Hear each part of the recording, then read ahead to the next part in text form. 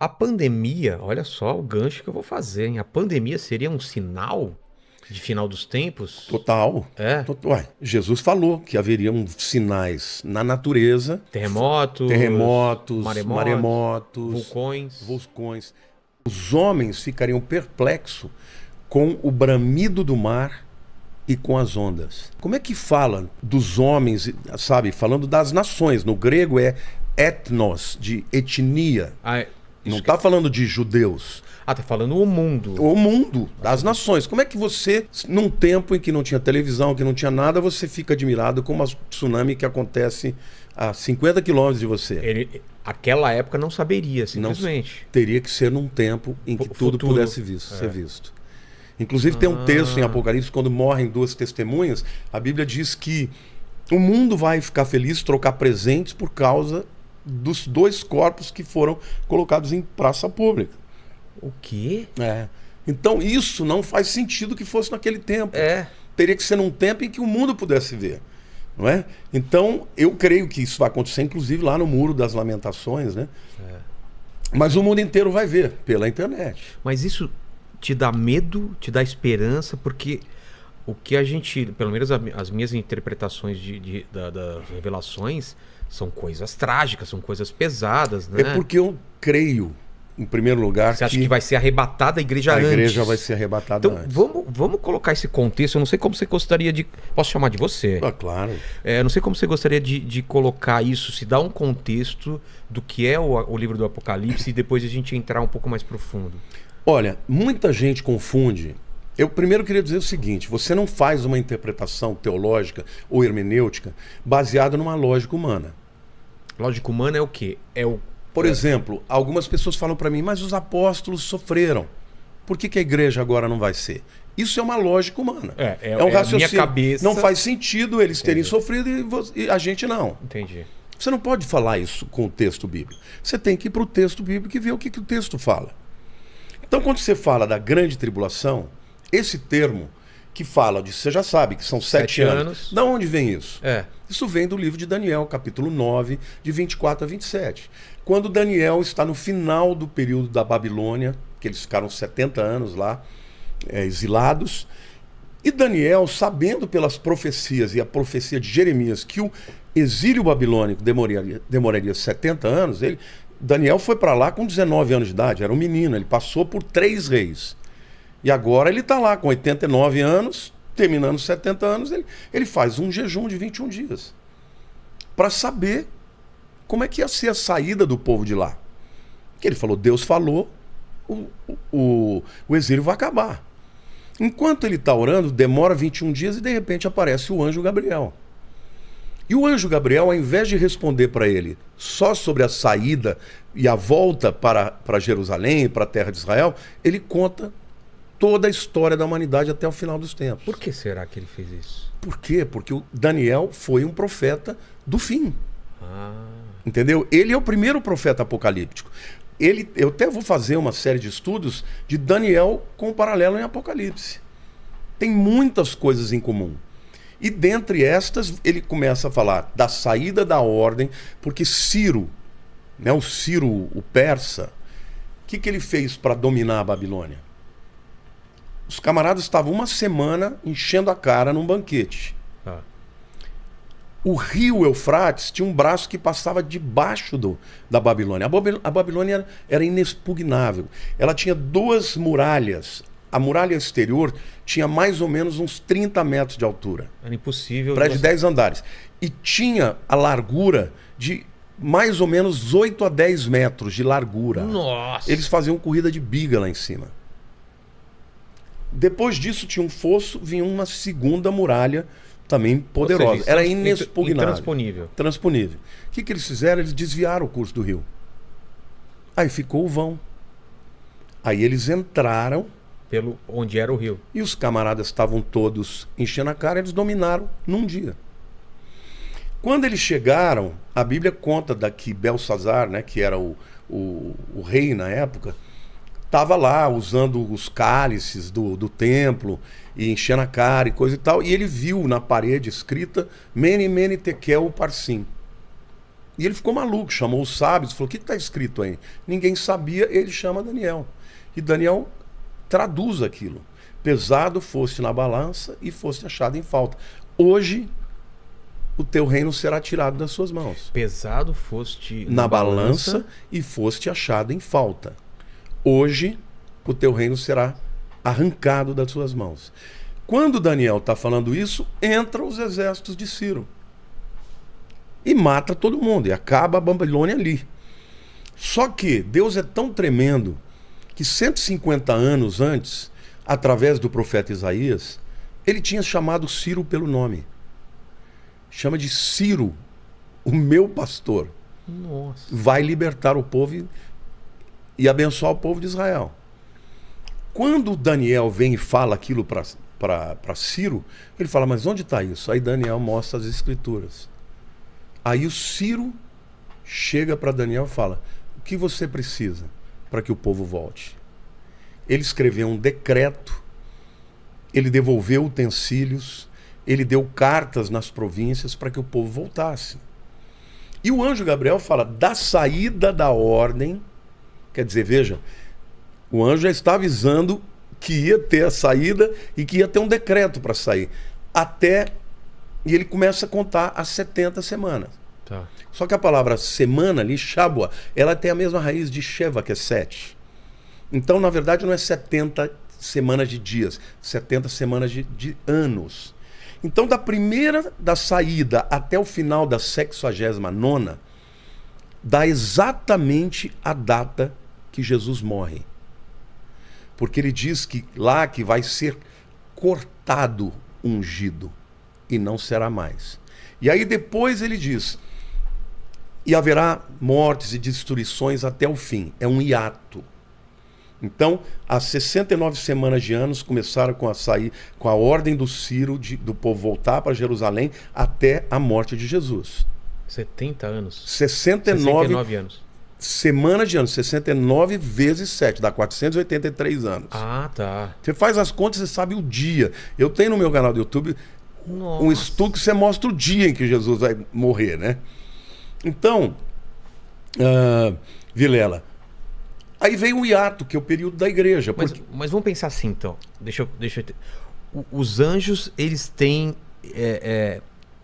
ciência dos tempos futuros? Não, no caso, aquele anjo Gabriel é o anjo mensageiro. Isso. Foi ele que entregou a mensagem para Maria, que ela seria mãe de Jesus. Ele é um mensageiro por excelência. Mas o anjo, ele não sabe. Ele não sabe, ele sabe do que Deus mostra para ele. Entendi. Então ele veio com aquele conhecimento. Tá.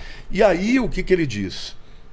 Depois ele começa dizendo: 70 semanas são destinadas para o teu povo e para a tua cidade. Agora eu pergunto para você, Vilela, quem que era o povo de Daniel? Povo judeu. É. E a tua santa cidade? Que cidade é essa? Jerusalém. Portanto, as 70 semanas estão destinadas para o povo judeu. Não tem nada a ver com a igreja. A última semana, e aí ele diz: o povo de um príncipe que há de vir destruirá o santuário e a cidade. A gente sabe pela história que quem destruiu a cidade e o templo foi o general Tito, que depois se tornou imperador. Sim. Então a gente sabe que o anticristo, ele é descendente deste império romano que destruiu o templo e a cidade. Porque ele diz: o povo do príncipe que há de vir fará uma firme aliança por uma semana. É a última semana de anos. Então daí vem o entendimento da grande tribulação. A grande tribulação é a 70ª semana de Daniel, que o anjo Gabriel contou para ele. Mas isso não está localizado ainda em tempos como você não, fez o cálculo. O 69 já está. Então, esse está. Agora, quando começa a 70ª? No dia da assinatura do acordo de paz. E esse acordo de paz, já vários começaram a fazer conversações. Mas você sabia, vai ter que ter uma guerra para ter um acordo de paz? Não, as guerras aconteceram nesses 2000 anos. Primeira Guerra, Segunda Guerra, tudo isso. Conflitos. E Jesus falou disso. Quando vídeos falar de guerras, rumores de guerra, ainda não é o fim. O que inicia a última semana, que é a grande É tribulação, uma paz. é um acordo de paz. E quando muita gente me pergunta, quem é o anticristo? Olha quem está propondo o acordo. De paz. Porque vai haver uma dupla ali. É o anticristo e o falso profeta. Anticristo e falso profeta. O falso profeta aparece antes? Não, o falso profeta vai ser um líder religioso mundial. Tá. Que vai ter um discurso de unidade entre as religiões. Um discurso bom. Bom, vamos fazer paz e vamos juntar. Tá. Você sabe que lá em Dubai estão fazendo um lugar onde vai ter uma mesquita, uma igreja cristã e uma... É? Existe o chamado Crislã, que é o cristianismo e o Islã juntos, e mais o judaísmo. Tá. Esse acordo de paz é que vai ser proposto pelo anticristo. Porque ele vem, num primeiro momento, como um homem de paz. Um unificador, pacificador. Só que ele não é um líder religioso, ele é um líder político. Ah, é? É. Na minha opinião, ele é um cara que vai ser, não pode ser levantado um cara, pela ONU. Pensando nos dias de hoje, um cara de uma grande mega corporação. Pode ser. Pode ser um poder econômico muito grande. Total. Tem alguns aí que tem pensando muita alguns, possibilidade de ser. Mas ele certamente não será um religioso. O religioso vai ser o falso profeta. O falso profeta, porque ele é um profeta. Ele é alguém que vem, inclusive ele é visto com 2 chifres, né, como um cordeiro. Então ele vai ter aparência de cordeiro, de bom, mas na verdade ele vai ser aquele que vai apontar para o anticristo e dizer, ele é o Messias. E ele sabe do que ele está fazendo? Sabe, total. Agora, essa semana última, a grande tribulação, ela começa com paz. Tá. Na hora que eles fazem... Mas não tem também, desculpa interromper, não tem também o Templo de Salomão? Sim, então eu vou chegar lá. É depois? Tá, então começa com a paz. Então, começa com a paz, e um dos aspectos que serão assinados no acordo é que Israel vai poder reconstruir o templo lá no Monte Moriá. Entendeu? Por quê? Qual que vai ser o argumento? O judeu adora na sexta, né? O Shabat começa na sexta. Não, desculpe, o muçulmano. É durante a sexta. O Shabat do judeu começa na sexta, depois das 18 horas, e vai até o sábado. O Shabat é do judeu. E domingo da igreja. Certo. Então, o templo vai ser reconstruído. E o que o povo palestino, os muçulmanos vão ter em troca? Por exemplo, a Palestina vai ser reconstruída, eles vai derrubar os muros, vão fazer estradas. Vai ser uma paz que o mundo vai aplaudir, vai falar, acabou essa guerra. Só que a Bíblia diz que na metade dos 7 anos ele vai quebrar o acordo. E lá no livro de Tessalonicenses, capítulo 2, a Bíblia diz que ele vai entrar nos santos dos santos, ostentando-se como se fosse Deus. Ora, para ele entrar nos santos dos santos, o templo de Salomão tem que ter sido reconstruído. Então, por isso... Onde seria esse templo? Não é no Monte Moriá. Mas não é onde estão escombros e em cima tem uma mesquita? Você já viu aquela foto clássica de Jerusalém? Que de um lado você tem uma cúpula de dourada, que é de ouro. Sei. Então, aquele é o domo da rocha. Dentro daquela cúpula tem a pedra que os judeus acreditam que Abraão apresentou Isaac. E os muçulmanos acreditam que Ibrahim apresentou Ismael. Aquela pedra lá, aquela cúpula é chamada de cúpula dourada, né? Ou domo da rocha. Do outro lado tem uma mesquita que chama Al-Aqsa, que é aquela que tem uma cúpula cinza escuro. O templo, ele vai ficar entre as duas coisas, não vai ter que derrubar nada. Não vai ter que derrubar nada. Não. Tá. Por que eu afirmo isso? Porque existe uma porta em Jerusalém, chamada de Porta Dourada, ou Porta Formosa, que ela está fechada. Ela está fechada, e no tempo de Jesus, aquela era a porta pela qual entrava o sumo sacerdote nos Santos dos Santos uma vez por ano, que era no Yom Kippur. Só aquele dia. Acontece que depois que os judeus foram expulsos e tudo, um dia chegou, porque essa porta, Ezequiel, o profeta, diz que o Messias passou por ela, ela seria fechada e ninguém ia abrir, e quando o Messias voltasse, ela seria aberta de novo. Entendi. Acontece que Suleimão Magnífico, quando entrou e dominou Jerusalém, ele conhecia as profecias de que o Messias passaria por ali. O que ele não sabia é da profecia inteira. Ele não sabia que a porta tinha que ser fechada. Então o que ele fez? Ele plantou um cemitério muçulmano na frente dela e fechou a porta. Falou, o Messias jamais vai pisar numa terra de gente morta, porque para o judeu isso se torna contaminado. Então, sem querer, ele cumpriu a profecia. Porque ele fechou a porta. Ele fechou a porta. E ela vai ser aberta só quando Jesus voltar. Interessante que na Guerra dos 6 Dias, em 1967, que aconteceu em junho, no início do ano, o rei Hussein da Jordânia estava dizendo o seguinte: eu vou abrir essa porta, vou fazer um complexo hoteleiro lá dentro para os adoradores de Alá quando vierem no Ramadã. Ele ia fazer isso. Por que ele não fez? Por quê? Porque estourou a Guerra dos 6 Dias e Israel tomou Jerusalém. Então, ou seja, Deus falou que ninguém vai abrir aquela porta antes que o Messias venha, não vai abrir.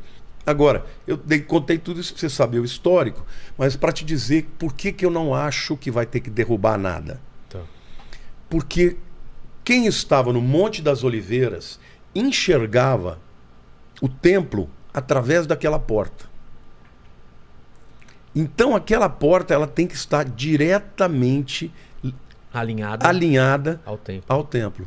E ela não está nem no Domo da Rocha, nem no, e nem no meio. Não lá, exatamente.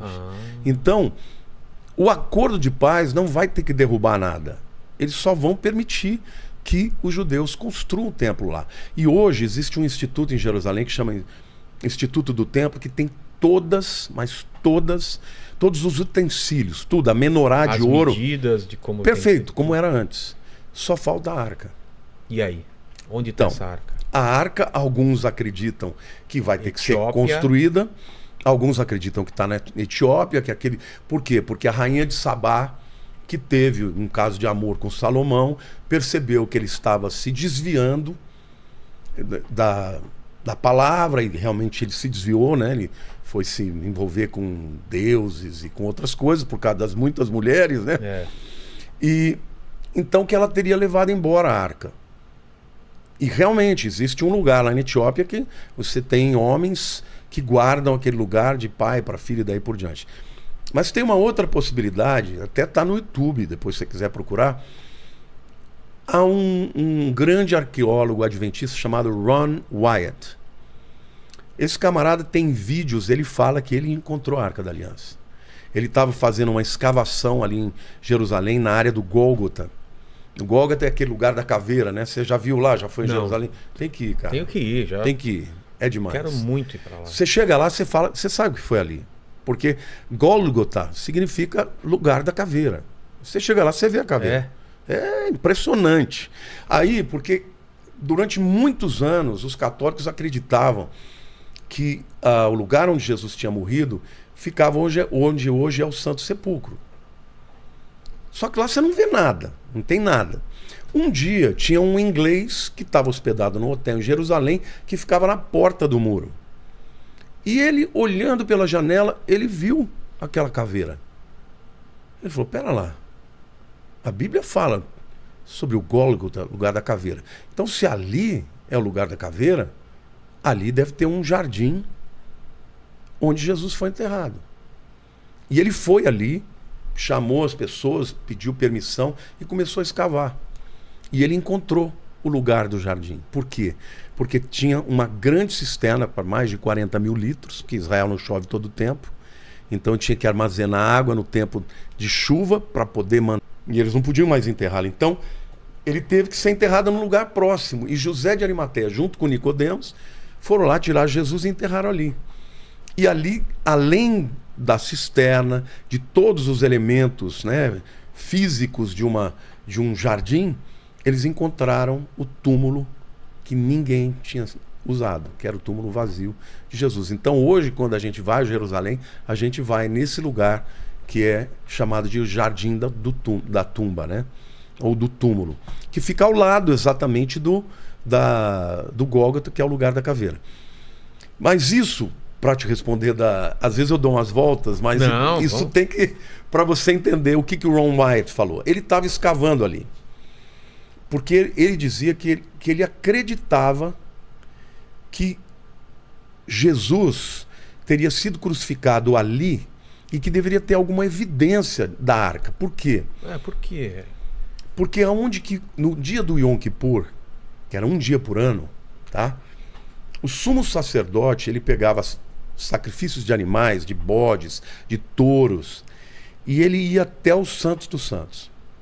Porque o templo ele era dividido, o templo era dividido em átrio exterior, né, onde ficavam os gentios, depois tinha o pátio das mulheres, depois tinha o pátio dos homens, aí você tinha uma escadinha onde tinha o altar do sacrifício, e aí entrava dentro da casa mesmo, o primeiro, vamos dizer, cômodo era o lugar santo, onde os sacerdotes entravam todos os dias para trocar os pães da proposição, para acender a luz da menorá e tudo.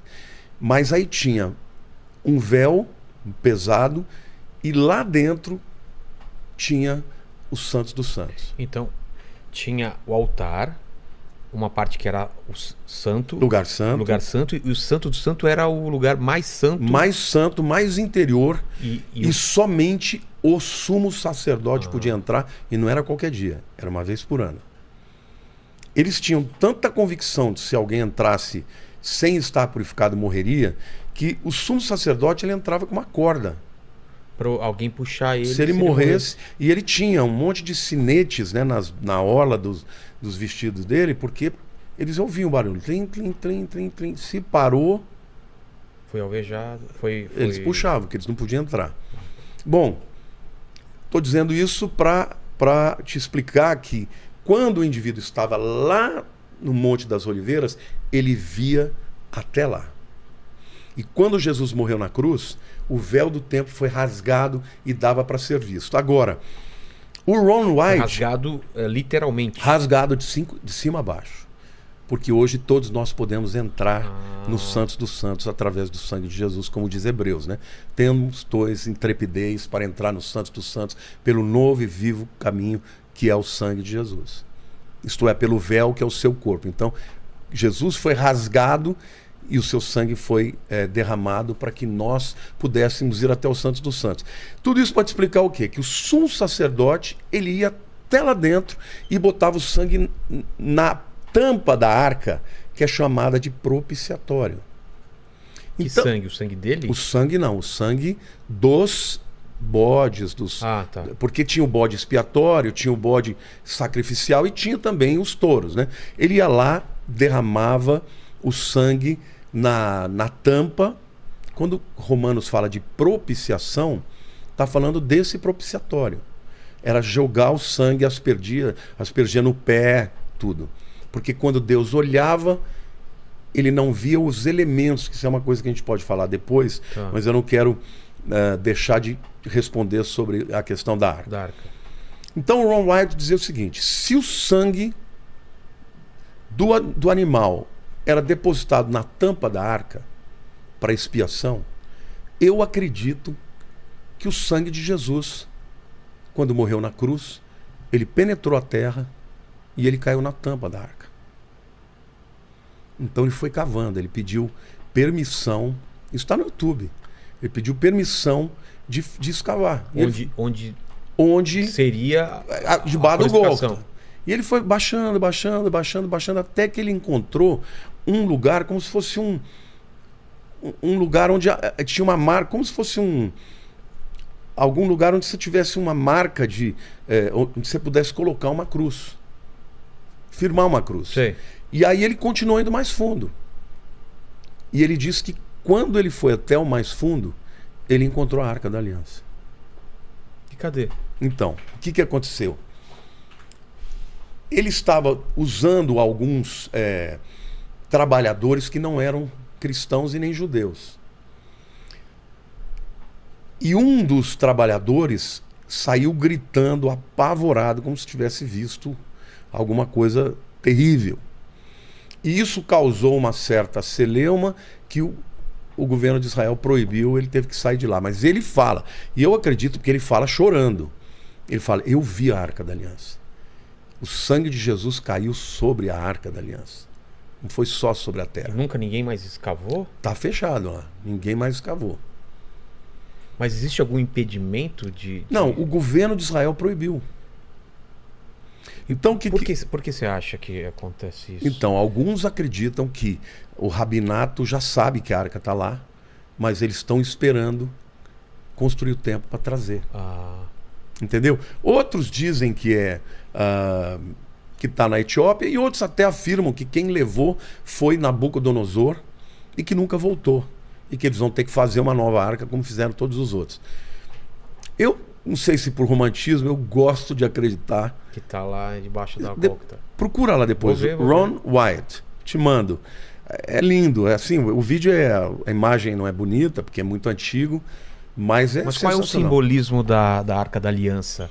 A Arca da Aliança... finais. Boa pergunta, era o que eu falei, guarda um pouquinho que eu vou te mostrar depois. Dentro da arca tinha alguns elementos. As tábuas da lei, sabe quando Moisés desce do monte e ele encontra o povo lá fazendo maior... Bezerro de ouro, aquele bebendo, prostituição. Augusta, baixa Augusta lá.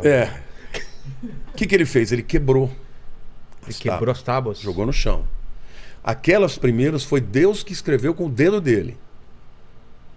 A segunda, Deus falou para ele, você quebrou? Você vai ter que escrever com a sua mão. Então a segunda foi ele que refez. Que refez. Escreveu lá, carved, né? Como é que é? Esculpiu. Esculpiu. Bom, as tábuas da lei são a comprovação do quê? De que o homem pecou. Porque quando Moisés subiu e o povo sabia que Deus ia falar com ele, o povo falou, o que Deus nos mandar fazer, nós faremos. Qual é o primeiro mandamento? Não terás nenhuma imagem perante, outros deuses perante mim. Não farás para ti imagem, escultura. Quando ele chega lá embaixo, Moisés, a primeira coisa que eles tinham falado que eu cumpri, não cumpri. Segundo elemento que tinha lá era a vara de Arão que floresceu. Porque aconteceu uma outra coisa também. Quando Deus estabeleceu que Arão, o irmão de Moisés, seria o sumo sacerdote e toda a sua família, alguns líderes das tribos falaram, por que ele e não nós? Qual a diferença dele? Você escolheu porque ele é teu irmão. E Moisés falava, não, foi Deus que mandou. Não concordo, não concordo. E Deus falou para ele, então você vai fazer o seguinte, você vai mandar cada um dos líderes de tribo, né, das 12, dar o seu cajado. E vocês vão colocar, você, Moisés, vai colocar esses 12 cajados dentro do tabernáculo. E deixa passar a noite. No dia seguinte você vai lá e pega. Ele fez isso, o pessoal colocou. Quando ele pegou os 12 cajados, todos estavam iguais. O de Arão tinha brotado folhas de amendoeira. Ou seja, eles reconheceram que Arão era a escolha de Deus. Então, o segundo elemento que estava ali era uma comprovação de rebelião espiritual contra a autoridade que Deus estabeleceu. E o terceiro era um pote do maná. Você sabe o que a palavra maná significa? Nunca entendi direito. Ma é o quê? Maná é o que é isso? É? É. Mazé. Você pode falar no hebraico mazé ou maná. Que é isso? Que é isso? Por quê? Porque de repente eles começaram a ver um negocinho que caía no chão. Eles, o que é isso? Põe na boca, era uma delícia de comer. Mas depois de um tempo, eles se enjoaram do maná. E eles chamaram aquele maná de pão maldito. É? Fala para Moisés, lá no Egito a gente comia melões, comia carne, agora a gente fica comendo esse pão maldito. Então o que tinha dentro da arca? A arca representa o lugar da habitação de Deus. Tanto é que na tampa, que é o propiciatório, tem os 2 querubins. Por quê? Por quê? Porque no céu, a descrição do trono de Deus tem querubins e serafins, guardando a santidade de Deus. Então, os rabinos acreditam que Deus, quando a Shekinah, né, a glória de Deus, descia ali, ela ficava exatamente em cima do propiciatório, que é a tampa da arca. Agora, quando Deus olhava para o que tinha dentro da arca, ele lembrava do quê? Do pecado do homem. Das leis que ele não seguiu, da rebelião contra a escolha dele para outro líder, e para a provisão que Deus deu, eles chamaram de maldita. Quando o sangue era aspergido sobre aquela tampa, Deus não via essas coisas, porque o sangue cobria. É isso que é expiação. Por isso que a Bíblia diz que quando Deus olha para nós, Ele não vê os nossos pecados, mas Ele vê o sangue de Jesus que nos cobre dos nossos pecados. Por isso que a Bíblia diz que o amor cobre multidão de pecados. Kippur, na verdade, é Yom Kippurim. Kippur é cobertura. Aquele é kippá, né? Olha só. Mas também é da mesma raiz. É mesmo? Não é? Cobertura. Mas Yom Kippur, ou Kippurim, é o dia da expiação, em que os pecados da nação são cobertos. O bode expiatório não era isso também? Era um bode expiatório que, na verdade, tinham dois bodes. Tinha o bode que era entregado para Azazel. Que é um demônio? É um demônio. Porque o sumo sacerdote vinha e impunha as mãos sobre os bodes vivos. O primeiro deles, eles degolavam. Esse é o expiatório. Tá. E esse era o sangue que ia lá para o... o expiatório eu achei que era o que é mandado para longe. Aquele também é chamado de expiatório porque ele também vai morrer. Mas ele era jogado de cima de um precipício. Esse que o que era degolado. Levado para longe. O degolado o sangue vai para a arca. Tá. O outro é levado para longe, para o deserto, e ele é jogado para Azazel, né? Jogado lá de cima. Com todos os pecados. Com todos os pecados, porque ele impôs as mãos sobre a cabeça e transferiu os pecados. Caramba. Entendeu? Só que tinha também sangue, tinha mais sangue, tinha sangue de touros e tal. Mas por que Azazel? Azazel é o nome de um demônio. Então, mas era como se fosse Por quê? Uma oferta para ele? É pagar o preço, na verdade. Porque, veja, isso é uma coisa complicada. Né? Porque... A Bíblia diz que Jesus pagou os nossos pecados, mas pagou para quem? Para Deus. Para Deus. Mas Satanás, usando a figura vamos dizer assim, do direito, Deus é o juiz, Jesus é o advogado, Satanás é o acusador. Então, ele sempre vai usar da lei para reivindicar alguma coisa. Eu até digo, eu tenho uma frase que eu digo: Deus não faz sem fé. Se não tiver fé, é impossível agradar a Deus, Deus não vai agir. O diabo não faz se não tiver o pecado. Faz sentido. Ele precisa de um pecado. Do pecado para ter autoridade. Legalização. Para ele fazer. Então, ali não é que era pagar para Azazel, era para dizer: olha, tá pago. Tá pago. Esse inocente está morrendo pelos pecadores. Você não vai tocar nos meus filhos. Nos pecadores, porque eles estão agora libertos, né? Isso é o que é chamado a morte vicária. Vicaris, né? O vigário, né? O que é o vigário? Do latim é substituto. A gente sabe que o substituto é Jesus. Mas Jesus, ele foi representado por por sacrifícios todos que tinham. Por que no passado, essa antiga lei, não sei como chama, eram animais, era sangue, e depois veja, desde que Adão pecou, o que ele fez? Roupa para si de folhas de figueira. E Deus falou: não. Por que você se esconde? Ele estava com medo. E ele se sentia nu. O que Deus fez? Deus mata 2 animais e faz uma cobertura, uma roupa para eles de pele de animal.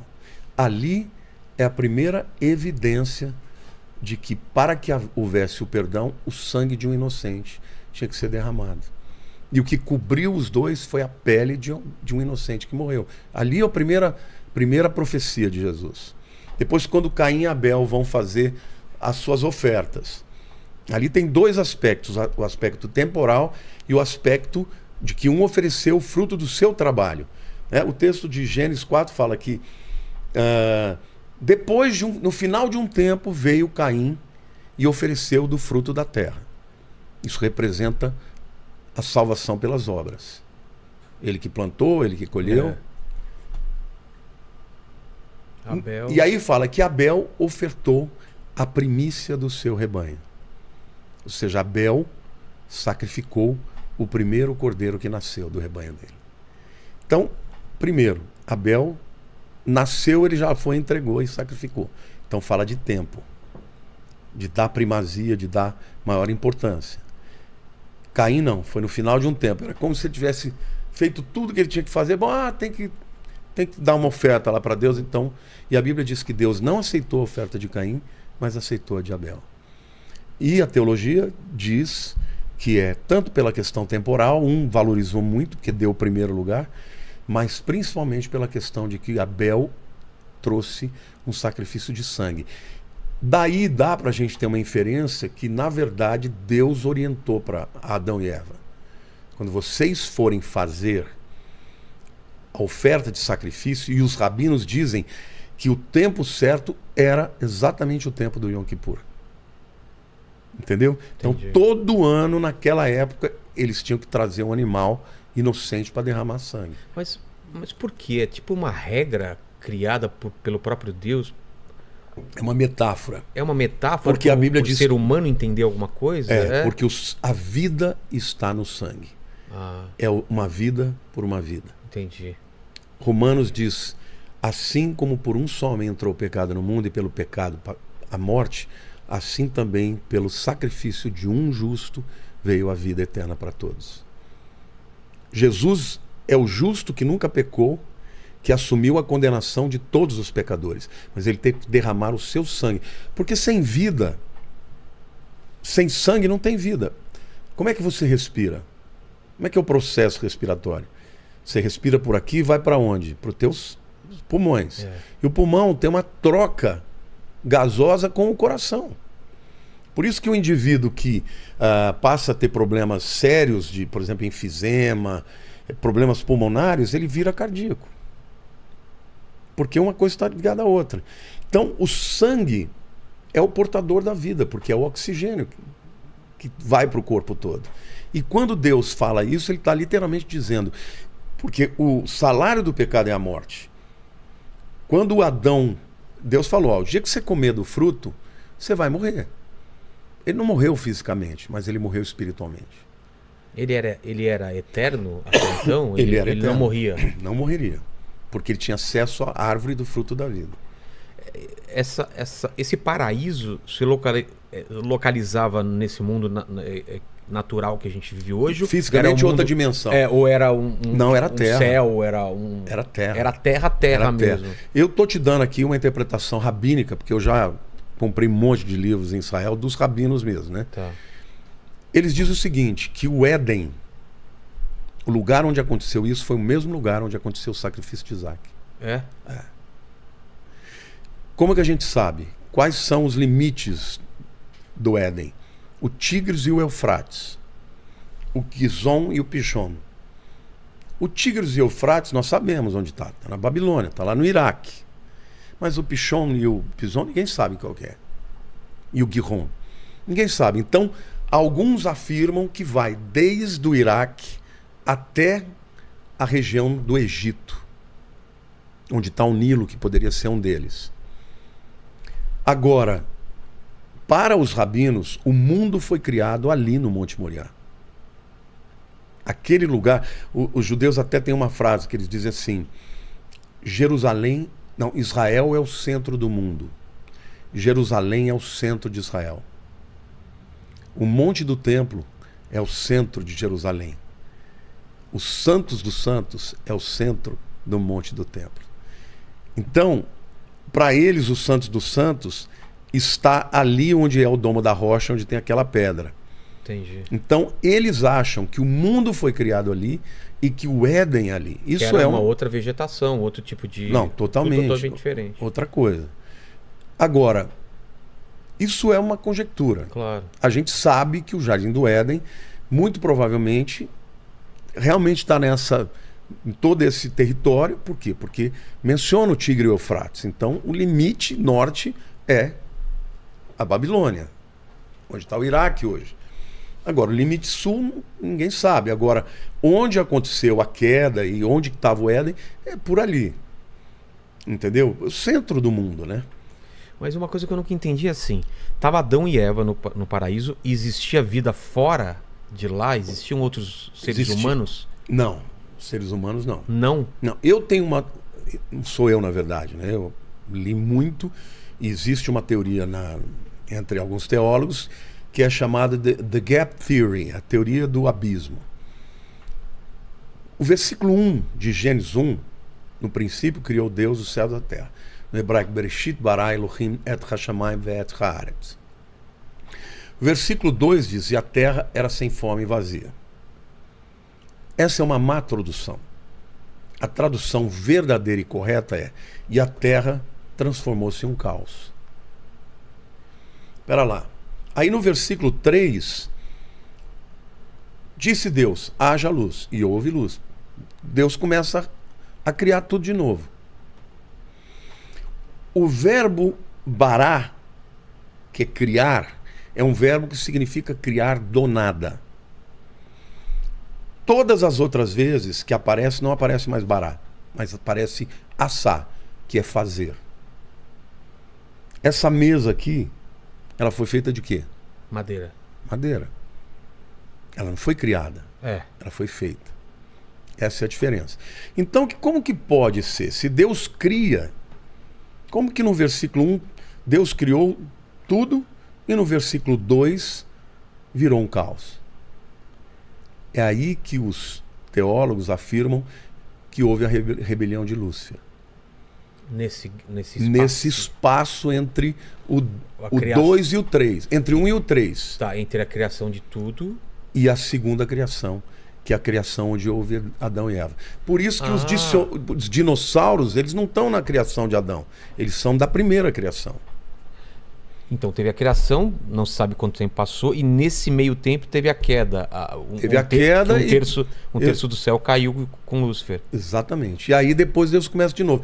Isso explica porque você pode pegar, por exemplo, pelos métodos de datação e pegar uma rocha e falar que ela tem milhões de anos.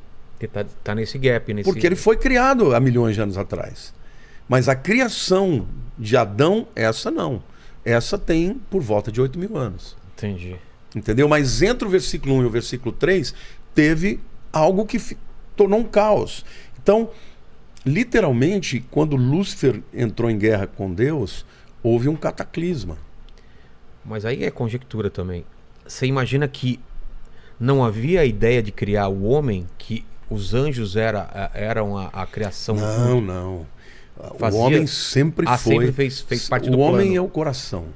É o propósito principal. E os anjos foram criados para ajudar Deus na criação de tudo.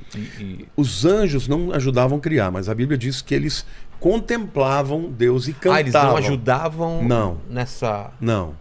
Os anjos, lá, no livro de Jó, quando fala das estrelas, né? E depois fala dos filhos de Deus, cantavam enquanto Deus estava criando. Quer dizer, eles presenciaram. Então eles são anteriores à criação. Eles são anteriores à criação do homem. Não, do homem sim, mas de tudo. Não, de tudo não. No princípio não tinha nada, era só Deus. Aí ele criou os céus e a terra. Em algum momento aí depois ele criou os anjos, os arcanjos, os querubins e tal. Em algum momento Lúcifer quis ser como Deus, né? Teve aquele ímpeto, né? Dizer, eu sou tão lindo, tão maravilhoso que eu vou ser como Deus. Mas ele era realmente muito poderoso? Lindo. A Bíblia diz que ele era perfeito. Então, mas ele era um querubim, não era? Ele era um querubim. Ele é o único querubim ungido. Então, mas na hierarquia, o querubim não está lá em cima, né? Não é Ele era o anjo mais poderoso. Mas na hierarquia não é o arcanjo que está mais... Depende do que você está falando que é poder, né? Porque os arcanjos, necessariamente... O querubim é o que está mais próximo do trono. É? Quando a Bíblia fala sobre as vestes dele, a Bíblia fala de todos os instrumentos musicais que existem.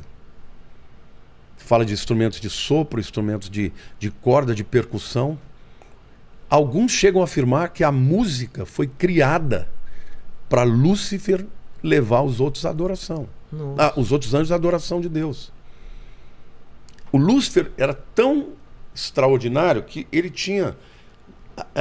o sumo sacerdote tem um peitoral com 12 pedras. Essas 12 pedras estão nos fundamentos da Nova Jerusalém. A Nova Jerusalém, que vai descer do céu, ela tem 12 fundamentos que são as mesmas pedras do sumo sacerdote, do peitoral. Lúcifer, das 12, tinha 9. Fala que ele estava no meio das pedras afogueadas quando Deus foi criando. Aí